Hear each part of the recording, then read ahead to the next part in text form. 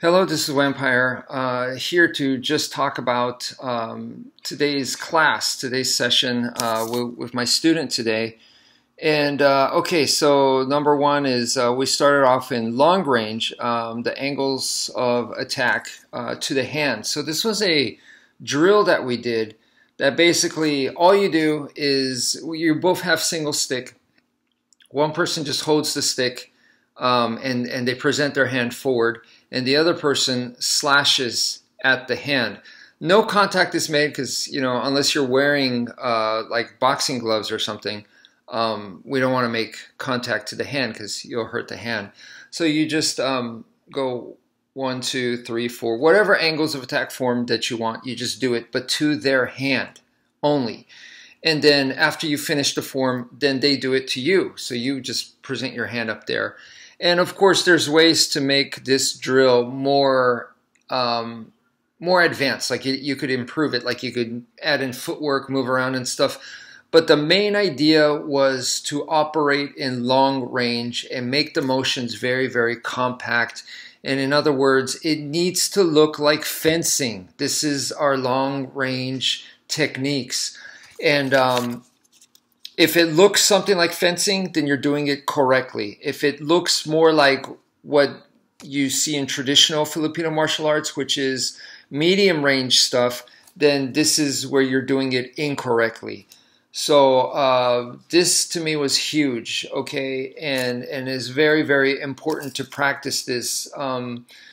If you constantly practice this, and you get to the point where you have the accuracy and precision, you know, so from far away, I could lunge and do my attacks and stuff, and able to, you know, keep it like within like this kind of size on the mark, so to speak, from a distance, from long range, and just lunge in and go, you know, like I said, fencing, then that's the skill that I want, because I'm going to be defanging the snake. I'm going to be attacking their hand.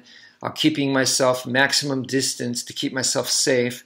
And this is the skills to where I could pick apart my opponent. The most basic skills, but essential skills that I feel like gets overlooked big time in Filipino martial arts.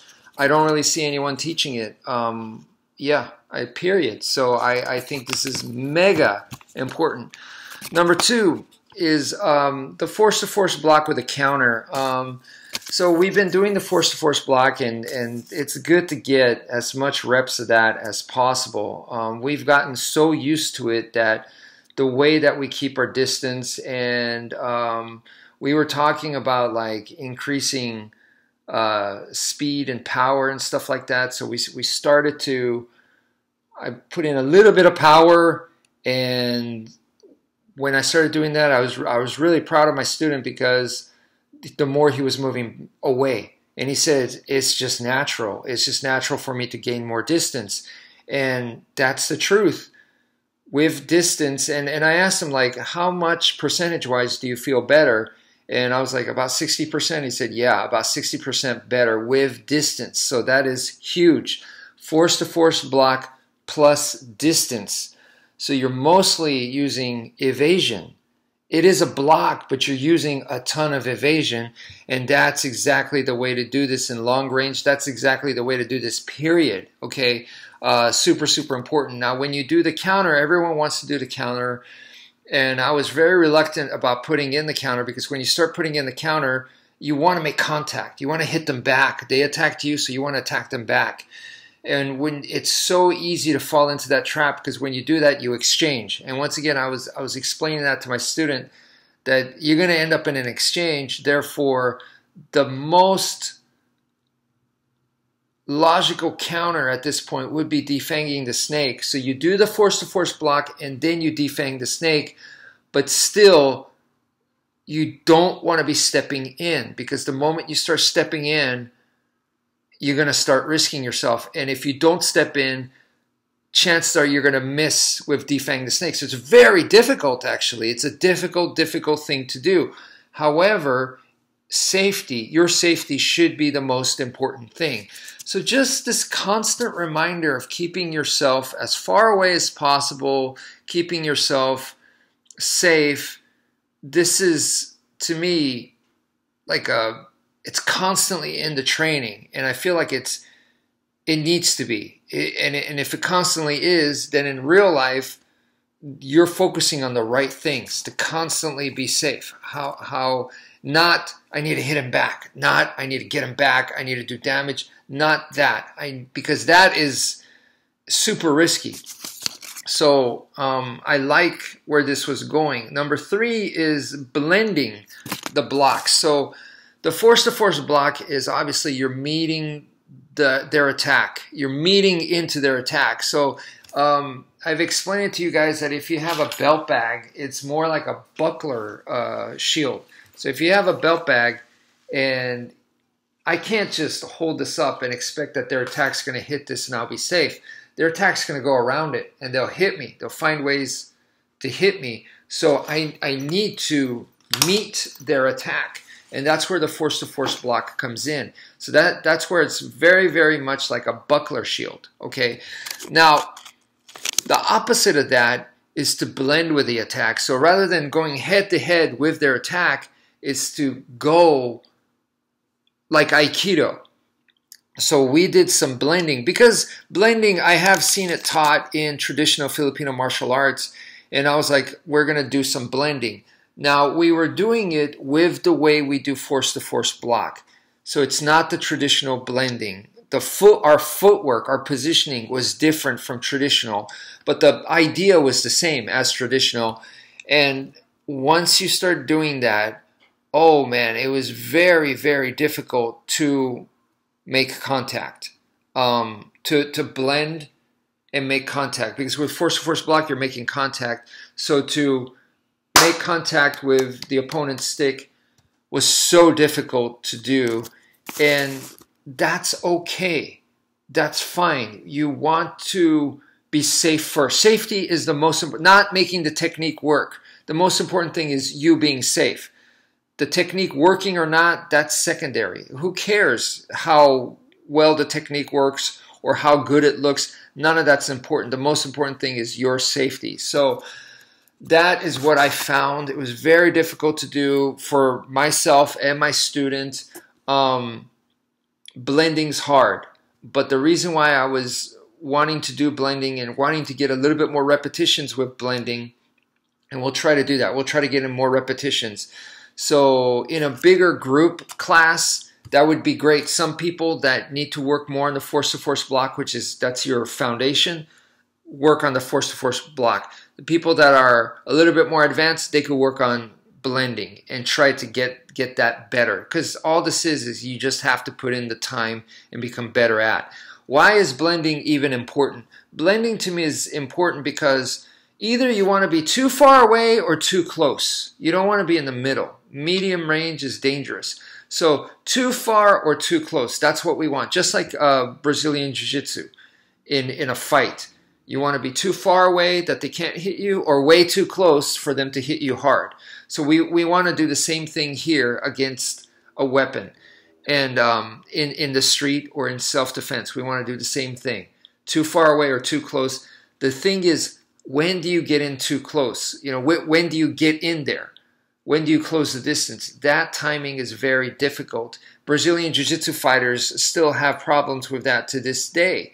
You know, that is a problem. If you train in BJJ, you have to conquer that problem. How do you do it? And a lot of people, they learn striking, they become good at striking, and then some people, they learn wrestling as well to help them manage the distance. You need wrestling and you need striking training. So anyway, the blending, when you're able to blend, I figured that is a great time to know when to close the distance.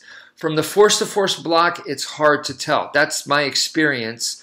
You're doing the force-to-force block. Sometimes you try to run in, I get murdered. You know, I would have gotten murdered in training. Same thing to my students. They would have gotten murdered. And so the timing was hard to tell. I needed a better way to figure out when is a good time to go in.